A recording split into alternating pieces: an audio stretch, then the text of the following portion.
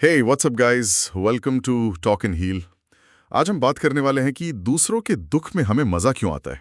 ये एक ऐसी फीलिंग है जिसके बारे में हम खुलकर बात नहीं करते, शायद थोड़ी शर्म आती है।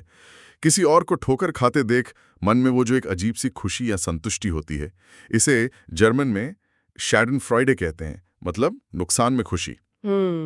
आज इसी पर बात करेंगे। बिल्कुल। और ये महसूस करना जितना आम है उतना ही पेचीदा भी है। मतलब सिर्फ ये कह देना कि हम बुरे हैं काफ़ी नहीं है। आज की चर्चा में हम इसी भावना के तह तक जाएंगे, समझेंगे कि इसके पीछे साइकोलॉजी क्या है, सामाजिक पहलू क्या है और क्या इसका कोई कनेक्शन हमारे एवोल्यूशन से भी है। हाँ, मतलब ये समझने की कोशिश करेंगे कि आखिर ये होता क्यों है। Let's unpack this. तो क्या ये फीलिंग हमारे अंदर बहुत पुरानी है, जैसे हमारे पूर्वजों से मिली हो, कुछ एवोल्यूशनरी जड़ें? संभव है, बहुत हद तक संभव है।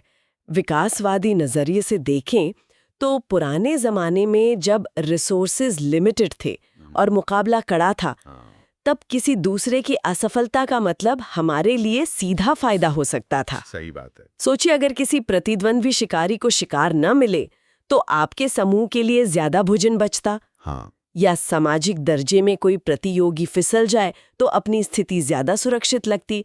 ये जीरो सम सोच, मतलब किसी का नुकसान मेरा फायदा, ये हमारे साइकोलॉजी में गहरी बैठी हो सकती है। अच्छा, मतलब आज भले ही किसी के गिरने से हमें सीधे तौर पर कोई फायदा ना हो, पर दिमाग का वो क्या कहते हैं, पुराना सर्किट चालू हो जाता है। बिल्कुल बिल्कुल। न्यूरोलॉजिकल स्टडीज जैसे एफएमआरआई स्कैन्स दिखाते हैं कि शेडेनफ्रॉइड महसूस होने पर दिमाग का वेंट्रल स्ट्रिएटम एक्टिवेट होता है। Ventral striatum, okay. हाँ, ये वही हिस्सा है जो रिवॉर्ड मिलने या खुशी महसूस होने पर सक्रिय होता है। तो कुछ लोगों को असफल होते देखना दिमागी तौर पर एक इनाम पाने जैसा महसूस हो सकता है। कमाल है, दिमाग इसे इनाम समझता है। ओके, एवोल्यूशन वाला एंगल तो समझ आया, पर आज के जमाने में जहां अक्सर किसी के हारने से हमारा सीधा फायदा नहीं होता, इसका सोशल लाइफ से क्या कनेक्शन है? यहाँ पर मनोवैज्ञानिक लियोन फेस्टिंगर की सोशल कंपैरिजन थ्योरी काम आती है। बहुत जरूरी थ्योरी है ये। Social comparison. हाँ, हम लगातार खुद की तुलना दूसरों से करते हैं, अपनी काबिलियत, अपना स्टेटस, अपनी कीमत समझने के लिए। शार्डनफ्रॉइड इसी तुलना से कई तरीकों से जुड़ा है। पहला है डाउनवर्ड सोशल कंपैरिजन, मतलब जब कोई ऐसा व्यक्ति जिसे हम खुद से ज्यादा सफल या बेहतर मानते हैं, उसे कोई झटका लगता है, तो ये अस्थायी रूप से हमारे सेल्फ एस्टीम को बढ़ा सकता है। अच्छा। जैसे ऑफिस का कोई ज्यादा सफल सहकर्मी सबके सामने कोई गलती कर दे, तो हमें लगता है कि हमारे और उसके बीच का फासला कम हो गया। अरे ये भी परफेक्ट नहीं है। मतलब ये कोई जलन वाली बात नहीं, बस एक तरह का साइकोलॉजिकल एडजस्टमेंट है कि चलो मैं भी इतना बुरा नहीं हूँ। अक्सर ये एक ऑटोमेटिक मनोवैज्ञानिक प्रक्रिया है जो हमें अपने बारे में अच्छा महसूस कराती है। दूसरा पहलू है ईर्ष्या से राहत, एनवी रिलीफ। N V relief. जब हम किसी से ईर्ष्या करते हैं जिसके पास सब कुछ लगता है, खूबसूरती, पैसा, कामयाबी, और वो असफल होता है, तो एक तरह की इमोशनल राहत मिलती है। हाँ हाँ। लगता है कि दुनिया में कुछ तो इंसाफ हुआ, वो भी हमारी तरह इंसान है जिसमें कमियां हैं। Yes, very gets real interesting. कभी-कभी किसी के साथ बुरा होने पर लगता है, हाँ ये तो होना ही था इसके साथ, या ये इसी लायक था। वो वाली फीलिंग थोड़ी अलग होती है ना? उसमें गिल्ट कम होता है। बिल्कुल। ये शेडेनफ्रॉइड का शायद सबसे ज्यादा सामाजिक रूप से स्वीकार्य रूप है। जब हमें लगता है कि किसी की दुर्गति उसके कर्मों का फल है, वो इसे डिजर्व करता था, इसे मॉरल शेडेनफ्रॉइड कहते हैं। मॉरल शेडेनफ्रॉइड, सही। जब कोई अनैतिक या अहंकारी व्यक्ति, जैसे कोई भ्रष्ट नेता, घमंडी खिलाड़ी या क्रूर इंसान को परिणाम भुगतना पड़ता है, तो हमें लगता है जैसे कॉस्मिक जस्टिस हुआ है। हाँ बिल्कुल, न्याय हुआ है। यहाँ सिर्फ मजा नहीं आ रहा होता, हम जिसे सही मानते हैं उस न्याय व्यवस्था को बहाल होते देख खुश होते हैं। एक तरह की नैतिक संतुष्टि मिलती है। रिसर्च भी यही दिखाती है कि शार्डनफ्रॉइड तब ज्यादा मजबूत होता है जब गिरने वाला व्यक्ति अपनी नजर में उस दुर्भाग्य का हकदार हो। हाँ, ये पॉइंट है। इसीलिए ऐसे मामलों में हमें कम अपराध बोध होता है। हम इसे सिर्फ दुर्भावना के बजाय न्याय की प्रतिक्रिया मानकर रैशनलाइज कर लेते हैं। और वो टीम वाला एंगल, जैसे अपनी फेवरेट क्रिकेट टीम के जीतने पर नहीं, बल्कि उसकी सबसे बड़ी राइवल टीम के हारने पर जो खुशी मिलती है, वो क्या है? वो तो बहुत कॉमन है। हाँ, वो तो बहुत ही कॉमन है। ये शार्डनफ्रॉइड का एक शक्तिशाली इंटर ग्रुप आयाम है। हम उन लोगों के प्रति ज्यादा शार्डनफ्रॉइड महसूस करते हैं जो हमारे सामाजिक, राजनीतिक या सांस्कृतिक समूह से बाहर के होते हैं, मतलब आउट ग्रुप सदस्य। Out group. स्पोर्ट्स राइवलरीज इसका बेहतरीन उदाहरण है। जब अपनी टीम की प्रतिद्वंद्वी टीम हारती है तो फैंस सामूहिक खुशी महसूस करते हैं।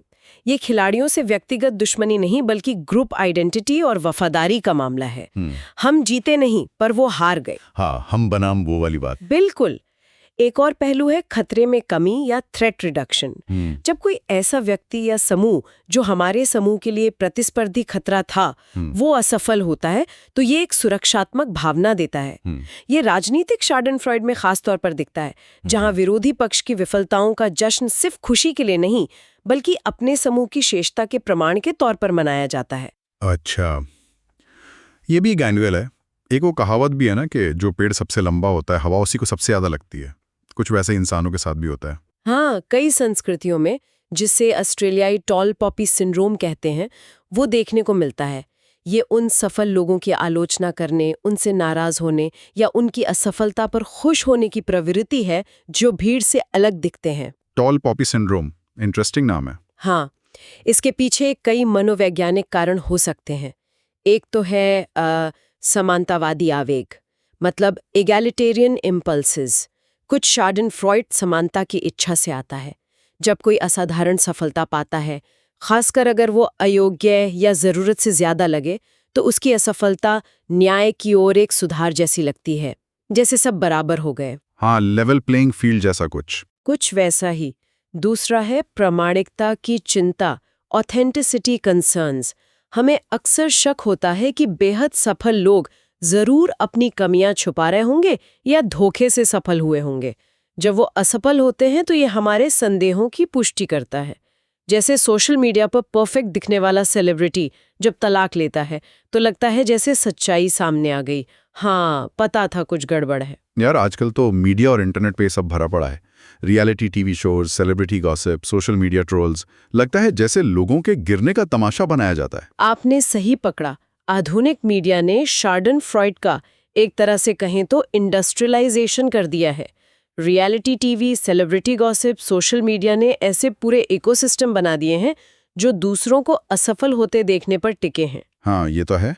कंटेंट ही यही है। इसमें कुछ चीजें काम करती हैं। पहला, पैरासोशल रिश्ते, मतलब हम पब्लिक फिगर्स के साथ एक तरफा रिश्ते बना लेते हैं। पैरासोशल मतलब वन साइडेड? हाँ, वन साइडेड। और ये रिश्ते भी वैसे ही इमोशन पैदा कर सकते हैं जैसे असली रिश्ते, जिसमें शार्डनफ्रॉइड भी शामिल है। हमें लगता है हम सेलिब्रिटीज को जानते हैं, जिससे उनकी असफलताएं व्यक्तिगत रूप से प्रासंगिक लगती हैं। सही बात है। लगता है जैसे कोई अपना ही फेल हो गया या चलो दुश्मन फेल हो गया। बिल्कुल। दूसरा है कहानी से संतुष्टि, नैरेटिव सेटिस्फैक्शन। इंसानों को नाटकीय उतार चढ़ाव वाली कहानियां पसंद है। किसी का अर्श से फर्श पर आना, ये राइज एंड फॉल आर्क कहानी के तौर पर बहुत संतोषजनक लगता है। शायद इसीलिए हम गिरे हुए नायकों, असफल वेंचर्स और सार्वजनिक अपमानों के बारे में इतना कंटेंट देखते सुनते हैं। और तीसरा, जो बहुत जरूरी है ऑनलाइन दुनिया में, वो है गुमनामी और दूरी, एनोनिमिटी एंड डिस्टेंस। हाँ, ये तो है। कीबोर्ड के पीछे सब शेर है। बिल्कुल। डिजिटल प्लेटफॉर्म हमें कम सामाजिक परिणामों के साथ शार्डनफ्रॉइड महसूस करने और व्यक्त करने की अनुमति देते हैं। हम किसी सेलिब्रिटी के पतन का मजा ले सकते हैं बिना उस आमने सामने वाले अपराध बोध के जो शायद व्यक्तिगत बातचीत में महसूस होता। पर क्या ये फीलिंग सब में बराबर होती है या किसी में कम, किसी में ज्यादा? क्या पर्सनालिटी का भी रोल है इसमें? नहीं, सब में बराबर नहीं होती। रिसर्च बताती है कि कुछ व्यक्तित्व और परिस्थिति जन्य कारक इसकी तीव्रता को प्रभावित करते हैं। पहला, कम आत्मसम्मान, लो सेल्फ एस्टीम। ये विरोधाभासी लगता है, पर जिन लोगों का आत्मसम्मान कम होता है वे अक्सर ज्यादा शार्डनफ्रॉइड महसूस करते हैं। अच्छा, ये तो मैं उल्टा सोचता। हाँ, होता है।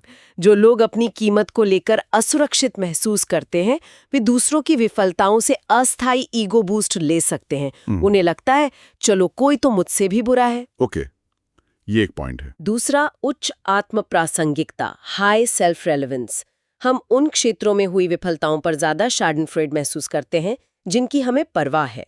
एक महत्वाकांक्षी संगीतकार को किसी प्रतिद्वंदी बैंड के असफल होने पर ज्यादा शार्डनफ्रॉइड महसूस होगा बजाय किसी टेक स्टार्टअप के असफल होने पर। जहां हमारे इंटरेस्ट है वहां ज्यादा असर होता है। ये लॉजिकल है। और तीसरा, सहानुभूति, एम्पैथी।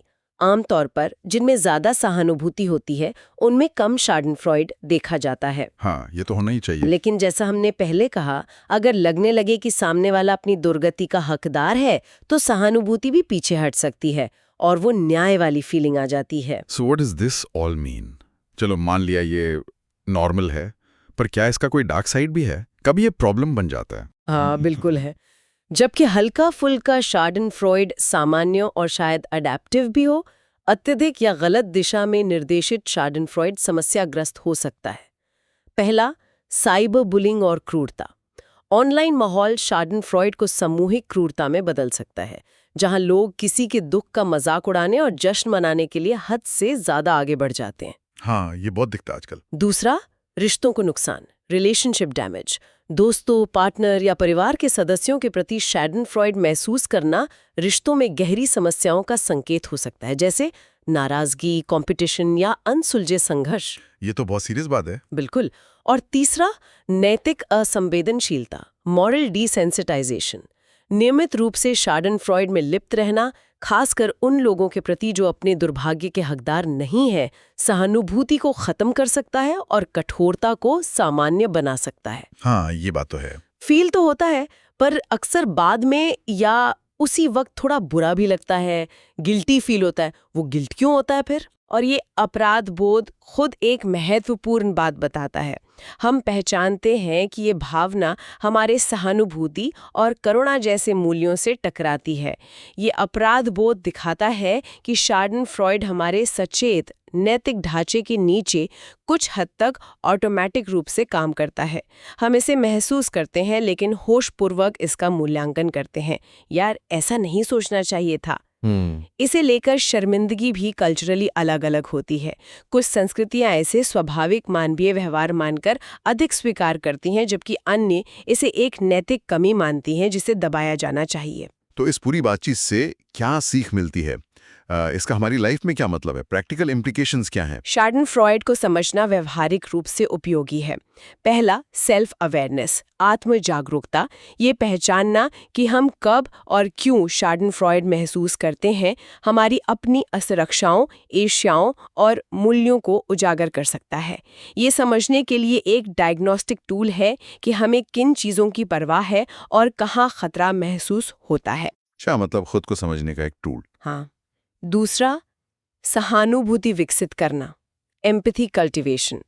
अपनी शार्डनफ्रॉइड प्रवृत्तियों के प्रति जागरूक होने से हमें सचेत रूप से सहानुभूति चुनने में मदद मिल सकती है, जिससे हमारे रिश्ते और नैतिक चरित्र मजबूत होते हैं।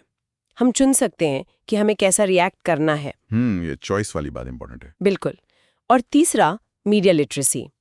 ये समझना कि मीडिया कैसे शार्डनफ्रॉइड का फायदा उठाता है, हमें कंटेंट को अधिक आलोचनात्मक रूप से देखने और अपनी भावनाओं के हेरफेर को कम करने में मदद कर सकता है। मीडिया को क्रिटिकली देखना। निष्कर्ष के तौर पर शार्डनफ्रॉइड न तो पूरी तरह से दुर्भावनापूर्ण है और न ही पूरी तरह से निर्दोष। ये एक जटिल भावना है जो हमारी विकासावी प्रवृत्तियां, मनोवैज्ञानिक जरूरतों और सामाजिक संदर्भों से उत्पन्न होती है। सही कहा। इसका इतना आम होना बताता है कि ये शायद मानवीय भावनात्मक अनुभव का एक मूलभूत हिस्सा है, न कि कोई व्यक्तिगत नैतिक विफलता। बिल्कुल। लेकिन इंसान होने का मतलब ये भी है कि हम इन स्वचालित प्रतिक्रियाओं को पहचान सकते हैं और चुन सकते हैं कि उन पर कैसे कार्य करना है।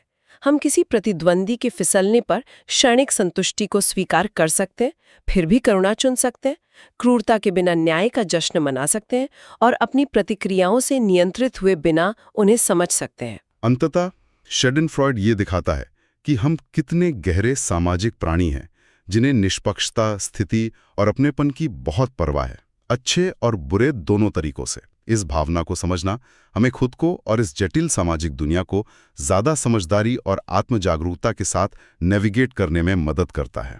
Okay, so we hope you liked our today's discussion. For more such discussions, subscribe to our channel, Talk and Heal. See ya!